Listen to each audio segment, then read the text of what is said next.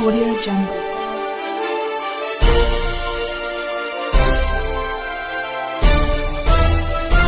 Audio Jungle. दोस्तों नमस्कार, Maxon news के खास बुलेटिन में आपका स्वागत है। दोस्तों आज का वीडियो कुछ ऐसे विषय पर है जिसको सुनने और देखने के लिए सभी लोग लालायित रहेंगे, ऐसी मेरी सोच है। वीडियो शुरू होने से पहले मैं आप लोगों से एक अनुरोध करना चाहता हूँ कि हमारे वीडियो को अधिक से अधिक लोगों के बीच में शेयर करें, सब्सक्राइब करें और लोगों से करवाएं। इसके साथ साथ आप हमारी आर्थिक मदद भी करना चाहें तो आप कर सकते हैं, क्योंकि आपको ये समझ में आएगा कि आज के समय में निष्पक्ष और ईमानदार पत्रकारिता करना कितना ज़्यादा संकट में है, समस्याओं से भरा है। इसके बावजूद हम लोग कोशिश करते हैं कि सत्य को आप तक पहुंचाने की कोशिश सफल हो, इसलिए क्योंकि आपका हक है सच जानने का। तो दोस्तों अब हम अपना वीडियो शुरू करते हैं। दोस्तों आपने पिछले 10 साल में ये सोचा होगा कि आखिर लगातार भाजपा और प्रधानमंत्री मोदी और शाह की हमेशा जीत क्यों होती रहती है, उनको जिताने वाले वजीर कौन होते हैं। अब आप सोचेंगे कि उनको जिताने के लिए उद्योगपतियों का सहारा रहता है। हाँ, ये होता है, क्योंकि आर्थिक रूप से मदद तो उनको उद्योगपतियों से ही मिलती है और उसके लिए उनको रिटर्न गिफ्ट भी मिलते हैं। जैसे कि जो जितना ज़्यादा चंदा कंपनी देगी उसके हिसाब से उसको काम धाम दिया जाता है। जैसे कि सरकारी प्रोजेक्ट उन्हीं लोग को दिए जाते हैं जो उनको चंदा देने की कोशिश करते हैं या चंदा देते रहते हैं। वो चंदा करोड़ों में होता है।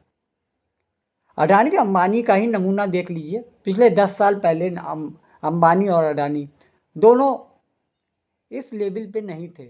आज ये स्थिति है कि हम देश में 2 ही उद्योगपति आपको दिखेंगे जो सबसे ज़्यादा सफल दिखेंगे। उनमें अडानी का नाम सबसे ऊपर आता है। पिछले 10 साल में अडानी देश के नहीं बल्कि पूरी दुनिया के नंबर 2 उद्योगपति बन गए। उसके पीछे सरकार का हाथ था। ये जानिए कि मोदी और शाह ने मिलकर अडानी को नंबर 1 पे पहुंचा दिया।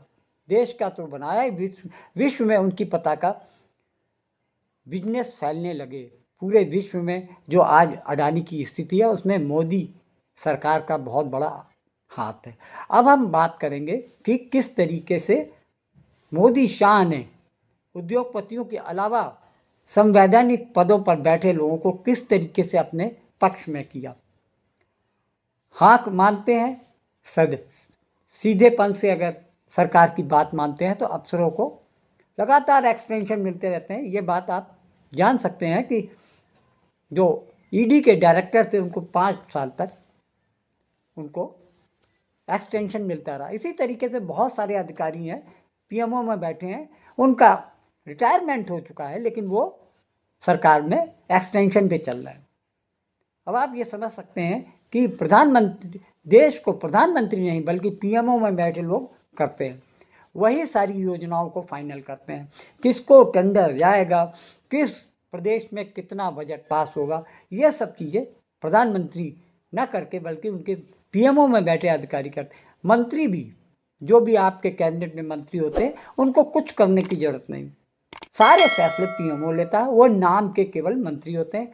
यहाँ तक कि आप देखते होंगे कि कोई भी योजना का उद्घाटन होता है तो वहाँ मंत्री नहीं बल्कि प्रधानमंत्री उद्घाटन करते नजर आते हैं। आपने देखा होगा किस तरीके से रेलों का या कोई भी प्रोजेक्ट लॉन्च होता है तो उसमें मंत्री नहीं होते हैं बल्कि प्रधानमंत्री हर योजना में शामिल होते हैं और हर पोस्टर में प्रधानमंत्री ही दिखाई देते हैं। ये तो आपको समझ लेना चाहिए कि देश में केवल एक ही नाम है, वो है प्रधानमंत्री नरेंद्र मोदी।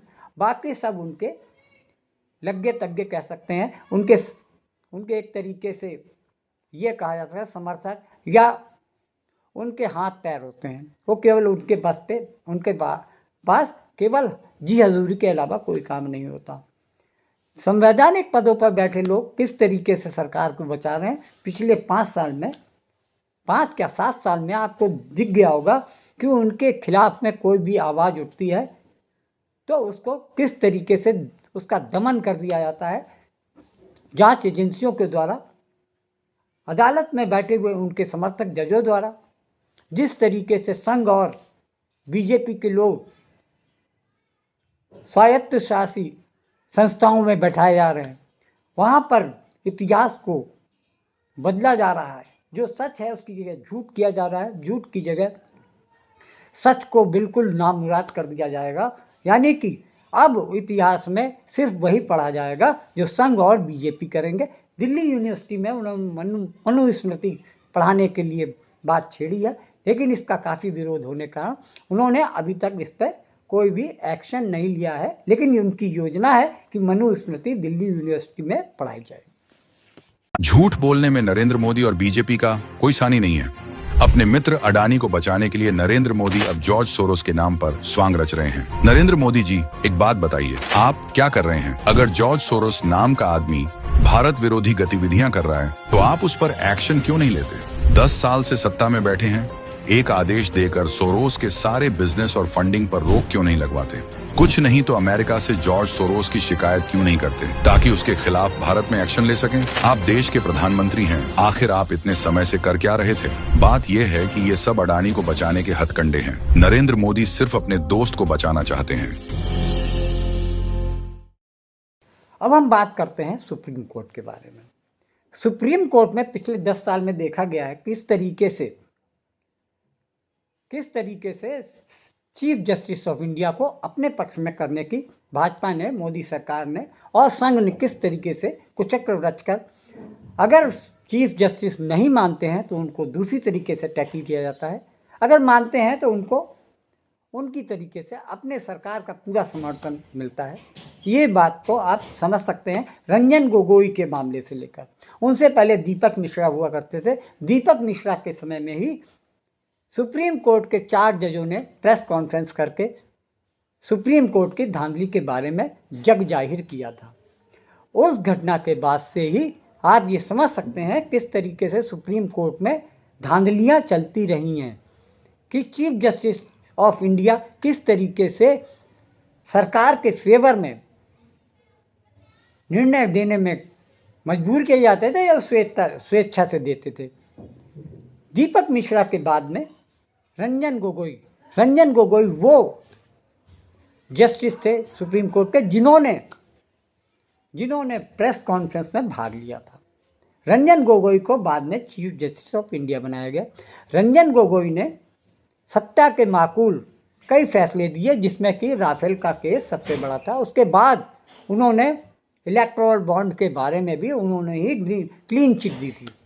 अब ये समझ सकते हैं कि रंजन गोगोई ने सबसे बड़ा मुद्दा जो भाजपा के लिए उनके पक्ष में जो निर्णय किया वो 5 सदस्यीय पीठ थी, जिसमें कि रंजन गोगोई चीफ जस्टिस के रूप में बैठे थे। उस बेंच ने ये साफ कर कि ये पक्ष हिंदू पक्ष के मामले में हिंदू का पक्ष ज़्यादा मजबूत है बनस्पति मुस्लिमों के, क्योंकि वहाँ पर खुदाई या सर्वेक्षण के दौरान ये सबूत मिले हैं, ये पुख्ता सबूत मिले हैं कि वहाँ पर पहले मंदिर था। इस बात को लेकर 5 जजों की जो ज्यूरी बनी थी उसमें रंजन गोगोई के साथ में DY चंद्रचूड़ भी थे, जो बाद में आकर आगे चलकर चीफ जस्टिस ऑफ इंडिया मिले। जस्टिस अशोक भूषण भी थे, AS शरण भी थे, AS अरविंद शरण बोबड़े भी थे। इस तरीके से 5 जजों की जो ज्यूरी थी उन्होंने मिलकर ये निर्णय दिया कि वहाँ पर जहाँ पर बाबरी मस्जिद और मंदिर का विवाद चल रहा है उस पर हक हिंदुओं का बनता है। और ये फैसले के आने के बाद नवंबर 2019 में ये फैसला आता है।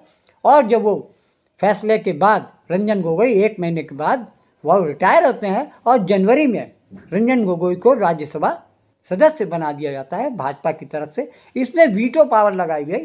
राष्ट्रपति रामनाथ कोविंद ने उनको अपने कोटे से राज्यसभा का मेंबर मनोनीत किया। अब ये आप समझ सकते हैं कि भाजपा किस तरीके से लोगों को अपने पक्ष में करती है। जिस तरीके से रंजन गोगोई सरकार के हाथों बिके, ये सबके सामने जाहिर हो गया। और दिलचस्प बात यह है कि उस 2019-20 में जो फैसले लिए गए उसको लेकर अब एक जस्टिस इस मामले में सामने आकर प्रश्न करते हैं कि वहाँ कोई भी ऐसा पुख्ता सबूत नहीं मिला बाबरी मस्जिद के नीचे कि जिससे साबित हो सके कि वहाँ पर मंदिर भी था। ये समझ लीजिए कि किस तरीके से सामूहिकता के आधार पर उसे मंदिर करार दिया गया, यानी 5 जजों ने मिलकर उसको मंदिर करार दे दिया गया। रंजन गोगोई के बाद कई ऐसे आए, जैसे कि यू ललित, वो अमित शाह के वकील हुआ करते थे। तो ये समझ सकते हैं कि जब वो CGI बने तो यू ललित अमित शाह या मोदी के खिलाफ में कैसे एक्शन ले सकते हैं, कैसे वर्डिक्ट दे सकते हैं। तो ये समझ लीजिए कि उसके बाद अब पिछले इसी साल में 10 तारीख को TY चंद्रचूड़ सामने आते हैं। वो पिछले 2 साल से चीफ जस्टिस ऑफ इंडिया हैं। शुरुआत में ये लगा कि देश को CGI यानी DY चंद्रचूड़ एक ऐसे चीफ जस्टिस ऑफ इंडिया मिले हैं देश को, जो कि सच को पकड़ते हैं, सच के बारे में सोचते हैं, निष्ठा और न्याय की बात करते हैं। लोगों में एक उम्मीद जगी कि अब सुप्रीम कोर्ट से शायद उनको इंसाफ मिल सके। 1.5 साल तक तो वो ये ऐसा भ्रम लोगों के बीच में फैलता रहा कि DY चंद्रचूड़ की जो बैकबोन है वो स्टील की है, वो सत्ता के आगे झुकते नहीं हैं। उन्होंने ऐसे फैसले दिए जिससे सरकार को थोड़ा बहुत नुकसान हुआ, जैसे कि इलेक्टोरल बॉन्ड के बारे में उन्होंने ये खुलासा किया कि ये जो इलेक्टोरल बॉन्ड का जो स्कीम था वो अवैध था और उसमें जो पैसा लिया जा रहा है वो भी अवैध है। उसके फैसले से DY चंद्रचूड़ की जो लोकप्रियता थी वो काफ़ी बढ़ गई। ये बात साफ हो गई कि देश में DY चंद्रचूड़ एक ईमानदार और निष्पक्ष सुप्रीम कोर्ट के चीफ जस्टिस हैं। लेकिन जैसे ही अपने रिटायरमेंट के करीब सितंबर से उन्होंने करवट लेना शुरू किया, उन्होंने जाते जाते अपने ये इलेक्टोरल बॉन्ड वाले में उन्होंने एक लाइन छोड़ दी। उन्होंने ये सब तो कहा कि हाँ यह अवैध था, लेकिन सरकार की किसी एजेंसी पर उन्होंने कोई भी एक्शन नहीं लिया। साफ कर दिया कि ना तो सरकार पे कोई आँच आई, ना SBI पे कोई जांच आई और ना किसी जांच एजेंसी पर कोई आँच आई कि इतना बड़ा घोटाला होता रहा, ED, CBI और इनकम टैक्स डिपार्टमेंट क्या करता रहा, क्या उसकी जिम्मेदारी नहीं थी। लेकिन ये मामला संसद से पास होकर 2017-18 में प्रधानमंत्री मोदी और अरुण जेटली की सदस्यता के बीच में ये इस फैसले को लिया गया और जनता के 2023 तक के 22 तक हजारों करोड़ रुपए का चंदा भाजपा को गया, यानी कुल 14,000-15,000 करोड़ में से 12-13,000 करोड़ रुपया बीजेपी के खाते में गया। इस बात को लेकर चंद्रचूड़ ने जनता से तो वाहवाही लूट ली, लेकिन जब इसकी असलियत खुली तब उनको जनता ने ट्रोल करना शुरू किया। रिटायरमेंट के समय उन्होंने प्रधानमंत्री मोदी को अपने यहाँ गणेश पूजन में बुलाया। उसमें साफ दिखे कि प्रधानमंत्री मोदी के आगे किस तरीके से हाथ जोड़े खड़े चंद्रचूड़ और उनका परिवार है। इससे साफ जाहिर होता है कि देश में हर व्यक्ति बिकता है, चाहे वो इमोशन पे बिक जाए, चाहे वो पैसे से बिके या पावर से बिके, लेकिन बिकता जरूर है। अब हम बात करेंगे संसद की जो गतिविधियां हैं, यानी पार्लियामेंटेरियन जो प्रोग्राम्स होते हैं, जो फंक्शंस होते हैं, उसमें किस तरीके से मोदी, शाह और भाजपा ने अपने आदमियों को बैठाया है। ये मान लीजिए कि जो लोकसभा के संसद सदस्य हैं, जो अध्यक्ष हैं ओम बिरला, वो जनसंघ के आदमी हैं और कोटा से 2 बार के सांसद बने। उन्होंने पहले चरण में जिस तरीके से सरकार के पक्ष में या सरकार और पार्टी के पक्ष में जिस तरीके से उन्होंने संसद को चलाया, उससे साफ जाहिर लगता है वो सिर्फ भाजपा के नेता या संघ के कार्य सेवक, जो स्वयं सेवक के रूप में उन्होंने काम किया। और उसी का नतीजा है कि उन्होंने जब तीसरी बार प्रधानमंत्री मोदी ने कार्यभार संभाला तो एक बार फिर से ओम बिरला को लोकसभा का अध्यक्ष बना दिया। लोकसभा में अध्यक्ष के रूप में भाजपा के हर फैसले को उन्होंने सर्वोच्च रखा और विपक्ष को कुचलने में कोई कमी नहीं रखी। यही एक क्वालिटी थी कि किसी तरीके से भाजपा ये चाहती थी कि विपक्ष संसद में ना बोल पाए, संसद में उसकी आवाज़ कुचल दी जाए। यानी जब भी विपक्ष का कोई व्यक्ति अपनी बात रखता तब वो ये ऐसा व्यवस्था दे दी जाती थी कि उसके खिलाफ में लोकसभा अध्यक्ष ओम बिरला तुरंत या तो ये कह के शांत करा देते थे कि आपको इस विषय पे बोलने की ज़रूरत नहीं है, ये रिकॉर्ड में नहीं जाएगा। एक इतिहास रच दिया ओम बिरला और जगदीप धनखड़ ने कि पिछले साल जब उपराष्ट्रपति जो कि राज्यसभा में सभापति थे, दोनों ने मिलकर लगभग 150 से अधिक सांसदों को 2 दिन के अंदर सस्पेंड किया। इतना ही नहीं, और सस्पेंशन पीरियड में ही उन्होंने न जाने कितने बिल बिना बहस के पास करा लिए। ये होती है संसद के अध्यक्ष की पावर और राज्यसभा के पावर। ये समझिए कि किस तरीके से राज्यसभा के सभापति जगदीप धनखड़ और लोकसभा के अध्यक्ष ओम बिरला ने विपक्ष के सांसदों को बोलने का मौका ही नहीं दिया। जब भी वो बात करते या तो टीवी कैमरे विपक्ष के नेता की तरफ से कैमरे हटाकर सभापति या अध्यक्ष की तरफ कर दिए जाते या उनका माइक बंद कर दिया जाता। इस बात को लेकर विपक्ष के नेता बहुत नाराज़ थे। 2019 में तो ये हालात थे कि कोई विपक्ष का नेता बनने लायक ही नहीं थी कोई पार्टी। लेकिन इस बार की जो पार्टी बनी, इस बार विपक्ष में करीब 234 सांसद चुन के आए हैं। इस बात को लेकर विपक्ष इतने मजबूत तरीके से सांसद जो संसद में, लोकसभा में और राज्यसभा में जिस तरीके से सत्ता का विरोध करते हुए दिखते हैं, उससे ओम बिरला और जगदीप धनखड़ की समस्याएं बढ़ती जा रही हैं। खास तौर से प्रधानमंत्री मोदी जो संसद में खड़े होकर कहते थे एक अकेला सब पे भारी, आज ये स्थिति है।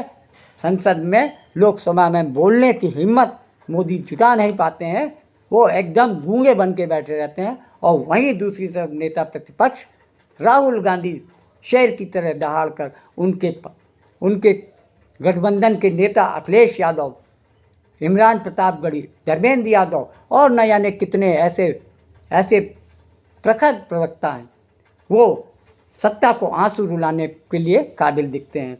यहाँ तक कि ममता बनर्जी के भतीजे अभिषेक बनर्जी भी जब बोलते हैं तो वे सत्ता पक्ष का मुंह खुला का खुला रह जाता है। ये बात तो सही है कि इस बार संसद में सत्ता दल के लिए सिरदर्द बन गए हैं विपक्ष के जो सांसद हैं। एक से एक प्रखर प्रवक्ता और प्रतिभावान सांसद चुनकर इस बार आए हैं। इससे बड़ी लोकसभा और राज्यसभा में सत्ता दल की काफ़ी किरकिरी हो रही है। इस बात की कोई भी दो मत नहीं है कि अब आगे की जो इस बार के प्रधानमंत्री बने हुए हैं वो उनके लिए एक कांटों भरा ताज है कि पहले दो टर्म में जिस तरीके से प्रधानमंत्री मोदी ने राज किया, अब वो स्थिति सामने नज़र नहीं आ रही है। लेकिन इतना ज़रूर है कि ओम बिरला और जगदीप धनखड़ दोनों इसी फिराक में हैं। किसी तरीके से किसी भी मुद्दे पर अगर विपक्षी बोले, उनको कुचल दो, उनकी आवाज़ को बंद कर दो और उनके माइक बंद करके उन पर कैमरे न लगा। और अंतिम हथियार तो उनके पास है कि वो सस्पेंड भी कर सकते हैं। लेकिन इस बार अगर सस्पेंड किया तो ये निश्चित है कि विपक्ष इस बात के लिए तैयार बैठा है, यानी उपराष्ट्रपति जगदीप धनखड़ के खिलाफ में एक अविश्वास प्रस्ताव लाने की तैयारी चल रही है।